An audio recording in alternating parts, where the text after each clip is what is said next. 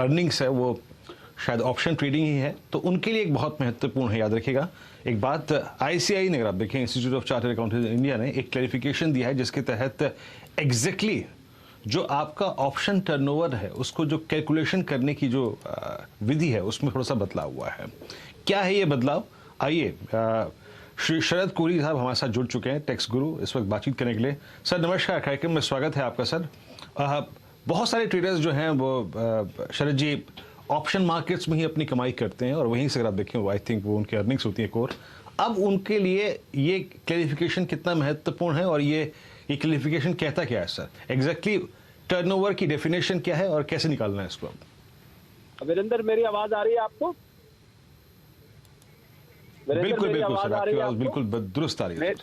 हाँ, मेरी पहले तो बहुत बहुत नमस्कार और सीएनबीसी आवाज के सभी ऑप्शन ट्रेडर्स को मेरा नमस्कार। एक आपको जो इसमें अब फायदा हुआ है, आईसीएआई क्या करता है, जो इंस्टीट्यूट ऑफ चार्टर्ड अकाउंटेंट्स, वो समय समय पर गाइडेंस नोट निकालता रहता है।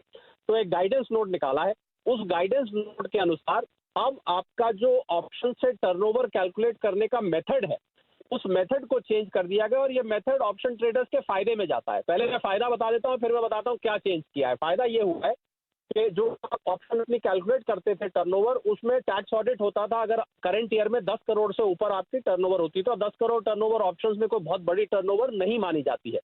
अब ये जो टर्नओवर कैलकुलेट करने का तरीका है, पहले वो ये होता था कि आपका जो कॉल का या पुट का प्रीमियम अमाउंट होता था, उस प्रीमियम में आप अपना प्रॉफिट और लॉस भी जोड़ते थे, दोनों को आप ऐड करके अपना टर्नओवर निकालते थे। मैं अगर इसको उदाहरण के तौर पर वीरेंद्र समझाना चाहूं तो मुझे लग रहा है दर्शक ज्यादा आसानी से समझ पाएंगे। मान लीजिए आपने कॉल सेल करी 60 रुपए की, आपने कॉल परचेज करी 50 रुपए की, तो आपको अगर 50 का मेरा निफ्टी का लॉट है तो मुझे 500 रुपए का प्रॉफिट होता है।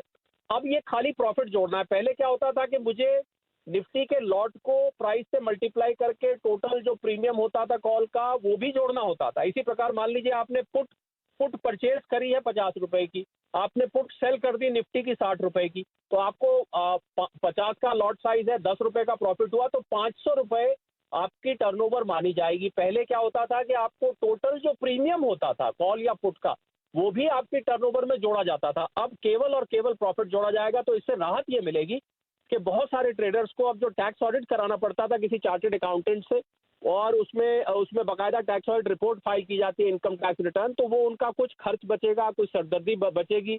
रिटर्न फाइल करने में जो कॉम्प्लिकेशंस थी वो भी आसान हो जाएंगी।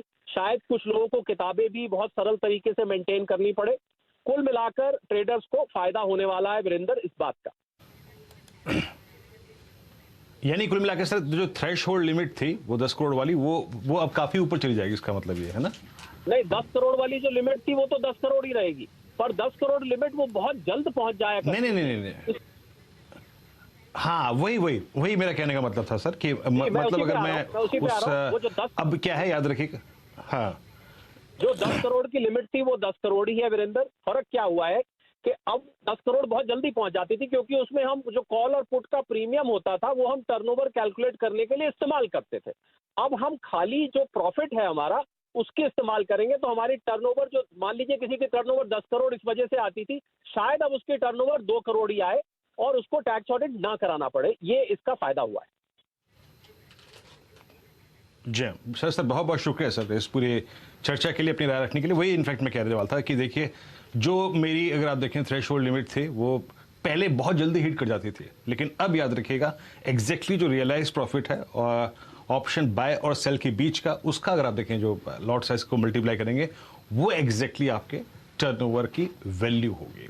तो आप उस लिमिट को अगर आप देखें शायद अब कम ही समय में जो आपकी एग्जॉस्ट हो जाती थी, अब आई थिंक वो शायद आपकी हिट भी ना हो अगर आप एक मीडियम टर्म के अगर आप देखें आई थिंक ऑप्शन प्लेयर है। तो सर बहुत बहुत शुक्रिया इस पूरी बातचीत के लिए। और ये आई थिंक पूरा का पूरा अगर आप देखें जो इशू है वो ग्राफिकली और आई थिंक उदाहरण के साथ समझाने के लिए।